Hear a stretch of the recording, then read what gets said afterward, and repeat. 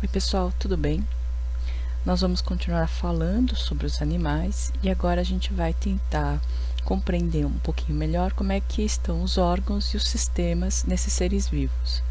A gente vai começar pela anatomia e fisiologia humana porque para nós é mais familiar e a gente vai começar com o sistema digestório. Só para a gente recordar, estamos falando dos animais, que são classificados, inicialmente em dois grandes grupos: os invertebrados, que são esses animais que não têm coluna vertebral, e os vertebrados, que apresentam coluna vertebral e pertencem a um grupo que é chamado de cordados. A classificação que vocês estão vendo aqui, ela ocorre pelo estudo dos embriões, Quando se estuda os embriões de animais, percebe-se que a formação dos tecidos embrionários são importantes para determinar a organização do corpo no adulto. Então, o animal mais simples, que existe hoje são as esponjas do mar, os poríferos, que são animais que ainda não apresentam esse desenvolvimento embrionário como nós conhecemos. Quando o embrião começa a desenvolver órgãos através da organogênese, eu tenho dois grupos principais. Um grupo que é chamado de triblásticos, porque eles desenvolvem 3 tecidos embrionários: ectoderme, mesoderme e endoderme. E aí tem um grupo que são os diblásticos, que formam apenas 2 tecidos embrionários, a ectoderme e a endoderme. Me interessa agora, nesses triblásticos, 2 grandes grupos, os deuterostômios e os protostômios. Os deuterostômios são aqueles que primeiro desenvolvem ânus e depois a boca. Os protostômios desenvolvem primeiro a boca e, se houver ânus, vão produzir depois. Nós pertencemos aos deuterostômios, então é desse processo que a gente vai estar falando. Bom, o que é o sistema digestório? O sistema digestório é responsável pela digestão dos alimentos. E aí precisamos entender digestão como quebra de substâncias para a obtenção de nutrientes. Quais são as substâncias que a gente consegue quebrar? Proteínas, carboidratos, lipídios, basicamente. Então, o que nós procuramos, dentro de um alimento são essas 3 substâncias. A digestão ela pode ser do tipo mecânica, quando a quebra desse alimento, dessa substância, ela ocorre mecanicamente pela ação dos dentes, como é o nosso caso, pela ação da moela, como é o caso das aves. A moela é um órgão musculoso que, quando se movimenta, ela quebra pedaços da comida. Ou pela rádula. A rádula é uma língua encontrada em caramujos, por exemplo, que ela tem os dentinhos e ela faz também uma digestão mecânica. Quando a gente engole o alimento, dentro de nós não tem dentes, mas a gente continua o processo de digestão. A digestão, então, vai ser uma digestão química, que ocorre pela ação de proteínas, de substâncias chamadas de enzimas, e neste caso enzimas digestivas. Não sei se você se lembra, mas as enzimas, elas atuam de acordo com o modelo chave e fechadura. Então, imagine que eu tenho, por exemplo, aqui uma molécula que é formada por 2 partes menores. O que é a enzima? A enzima é uma substância que encaixa nessa molécula, por exemplo, de carboidrato, e ao encaixar nessa molécula de carboidrato, ela desfaz uma ligação química. Nesse processo, quando ela quebra essa ligação química, ela libera energia e libera também partes menores do alimento. Então, essa parte vai ser liberada e essa daqui vai ser liberada também. Então, o que aconteceu? A enzima quebrou essa ligação e promoveu a digestão dessa substância, que é isso que acontece dentro de nós. No reino animal, a gente pode encontrar um sistema digestório completo, que é aquele que começa pela boca, passa por diferentes órgãos, até terminar no ânus, onde os resíduos da digestão são eliminados. E tem alguns animais que apresentam um sistema digestório incompleto, que começa por uma boca, passa por um ou outro órgão e depois os resíduos eles são despejados pela boca.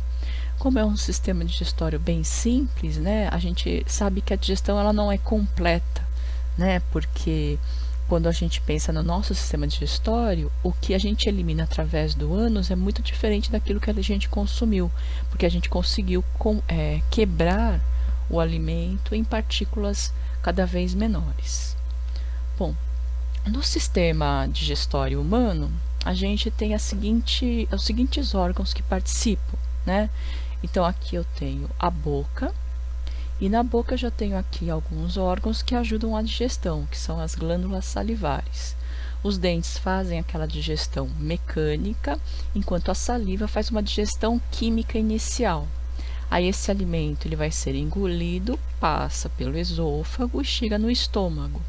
No estômago, eu tenho aqui a ação de outras enzimas digestivas. Os alimentos são quebrados mais um pouco e aí eles vêm para este tubo aqui, que é o intestino delgado. No intestino delgado, outras enzimas atuam, né, e mais substâncias são digeridas. Na parte final do intestino delgado, os nutrientes são absorvidos, né? E aí os resíduos vão para esta parte aqui na forma de U invertido. Esta parte é o intestino grosso.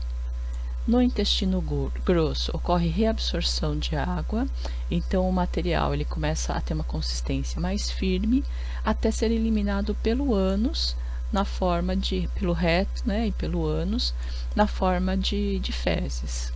Outras estruturas ajudam também a fazer a digestão, que é o caso do fígado, que é essa estrutura aqui, né? E o caso da vesícula biliar, que é esta outra estrutura aqui, que fica embaixo do fígado. Além da vesícula biliar e do fígado, a gente tem deste lado aqui o pâncreas, que é essa estrutura que está aqui, olha, embaixo do estômago. Bom, além disso, né, no sistema digestório, a gente tem também aqui uma estruturazinha, né, pequena, insignificante, que é o apêndice. Na gente, o apêndice não serve para nada, mas em animais que são herbívoros e ruminantes, dentro do apêndice tem micro-organismos que ajudam a fazer a digestão da celulose. Como a gente não tem nem esse apêndice desenvolvido, nem esses micro-organismos, a gente não consegue fazer a digestão da celulose. A celulose está presente em todos os alimentos de origem vegetal. Então, a celulose, ela entra pela boca, passa pelo sistema digestório e ela sai junto com as fezes da mesma forma que entrou. Por isso que para a gente se alimentar de fibras, né, de vegetais, representa menos consumo de calorias, porque essa energia da celulose a gente não absorve. E um outro tecido importante é o mesentério. O mesentério é um tecido que fica aqui entre as curvas do intestino delgado e o intestino grosso. O mesentério é formado por um tecido e muitos vasos sanguíneos que absorvem os nutrientes e fazem a distribuição pelo corpo. Bom, e em relação aos alimentos, né? Como é que esses alimentos eles são digeridos, né? Como é que isso acontece na boca? Na boca em todas as partes. A glândula salivar produz uma enzima chamada amilase. E essa amilase, ela faz digestão principalmente de carboidratos, né, de açúcares. Então, quando a gente mastiga e mistura a comida na boca com a saliva, algumas moléculas de carboidrato já são digeridas. Quando a gente engole, né, esse alimento passa direto para cá, para o estômago, e no estômago tem uma enzima chamada pepsina. E neste caso, a pepsina, ela é capaz de digerir proteínas. Então, se você comer um pedaço de bife, né, e mastigou aqui, você fez só digestão mecânica na boca. Quando você engole, aqui no estômago vai acontecer uma digestão química, porque a enzima pepsina vai digerir a proteína em pedaços menores. Ao passo que se você comer um pedaço de pão, o pão vai sofrer aqui na boca digestão mecânica e química, porque a amilase já faz a primeira quebra dos carboidratos. Aí esse alimento chega no estômago e no estômago não acontece nada, porque no estômago só vai ter digestão de proteínas. Quando esse alimento passa para o intestino delgado, o que vai acontecer? A vesícula biliar ela vai soltar uma substância através desse tubinho aqui, olha, para o intestino delgado, que é a bile, né? A bile é uma substância que ajuda na digestão das gorduras, ou seja, dos lipídios. Ela é produzida pelo fígado, então na verdade é assim, o fígado produz bile, que aí vai sendo armazenado na vesícula biliar.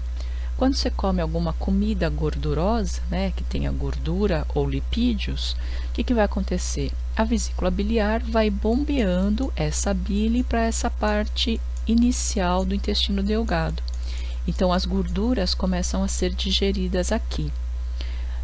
O pâncreas, por sua vez, ele produz um conjunto de substâncias que é chamado de suco pancreático.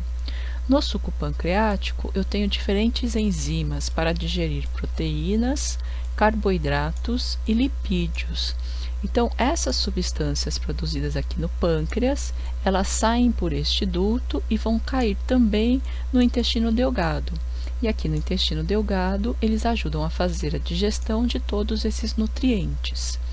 Além do pâncreas também produzir a insulina. Uma curiosidade importante é que durante este processo, né, o mesentério ele já vai absorvendo os nutrientes que forem sendo obtidos. Aqui mais para frente, na parte do meio para o final do intestino delgado, tem a produção do suco entérico.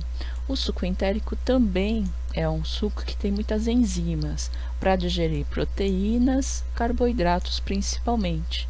Então, aqui no finalzinho do intestino delgado ocorre mais digestão. O que sobrar, o que não for interessante para a planta, ela vai mandar para o intestino grosso. Aqui no intestino grosso, esse material vai sendo concentrado e ocorre uma reabsorção de água. Então, para a gente evitar o desperdício de água, o que acontece? A gente reabsorve a água que vai para o sangue. E aí esse material começa a ficar mais espesso, mais consistente, e aí ele vai ser eliminado através do ânus. Bom, para a gente poder entender melhor o que é o mesentério, imagina que aqui, olha, está o esôfago, aqui em cima o estômago, né? Aí aqui por trás vem o estômago e chega no intestino delgado. Então o alimento vai fazendo essa volta. Aí, entre o intestino grosso e o intestino delgado, tem um tecido que é como se fosse uma pele, que tem muitos vasos sanguíneos, né? E esses vasos sanguíneos, então, eles capturam os nutrientes do intestino delgado, passam para esses vasos maiores e esses vasos levam os nutrientes para o resto do corpo. Para tentar ver se a gente conseguiu entender, né, esses conceitos, vamos resolver aqui uma questão, que é uma questão da FUVEST. E ela diz assim: ao comermos um sanduíche de pão, manteiga e bife, a digestão do... Então, ele quer saber quando que começa, né, e onde que ocorre a digestão de cada um desses alimentos.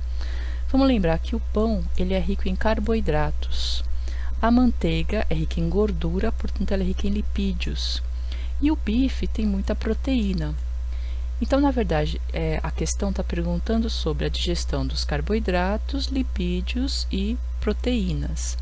Para a gente poder lembrar, vamos voltar umas figuras atrás. Olha, o carboidrato é o primeiro nutriente a ser digerido, porque já na boca, né, a amilase digere carboidratos. As proteínas, elas começam a ser digeridas no estômago e no intestino delgado ocorre a digestão de proteínas, carboidratos e lipídios. Então, voltando lá, olha, primeiro vai ser a digestão do pão, do carboidrato na boca, depois do bife no estômago e aí no intestino delgado de todos os alimentos. Então, alternativa A. a digestão do bife inicia-se na boca. Não, isso está errado. B, a digestão do bife inicia-se na boca. Também não. A digestão do pão inicia-se na boca. Ok. A do bife no estômago, sendo o papel do fígado produzir a bile, que facilita a digestão das gorduras na manteiga. Até aqui essa é a alternativa correta. Vamos ver a outra. A digestão do pão inicia-se na boca, muito bem. A do bife no estômago, muito bem. Sendo o papel do fígado produzir a bile, ok? Que contém enzimas que completam a digestão do pão, não. Do bife, também não. E das gorduras, então essa parte aqui está errada, né? Questão E. A digestão do pão e do bife iniciam-se no estômago? Não, essa aqui está errada. Então, a alternativa correta é a alternativa C. Essa outra questão fala assim, ó. Ao preparar, da Universidade Federal de São Carlos, ao preparar um lanche, foram usados pão francês, maionese, filé mignon, queijo e alface. Então, vamos tentar já entender. Pão francês tem muito carboidrato, maionese tem muito lipídio, filé mignon muita proteína, queijo também tem muita proteína e um pouco de gordura, e a alface, ela tem muita celulose, né? Só que a gente não consegue digerir a celulose, somente os animais ruminantes conseguem fazer isso. Então a gente aproveita muito pouco desse alimento. A gente, na verdade, vai aproveitar mais vitaminas e sais minerais. O primeiro desses ingredientes a sofrer ação de enzimas digestivas é. Então, ele quer saber, além da digestão mecânica, quem é que já sofre digestão química, né? E vai ser o pão francês, porque na boca a saliva já contém uma enzima que começa a digerir quimicamente os carboidratos. Espero que você tenha entendido, né? Qualquer dúvida, me procure sem problema nenhum. Tá bom? Um abraço e fiquem bem.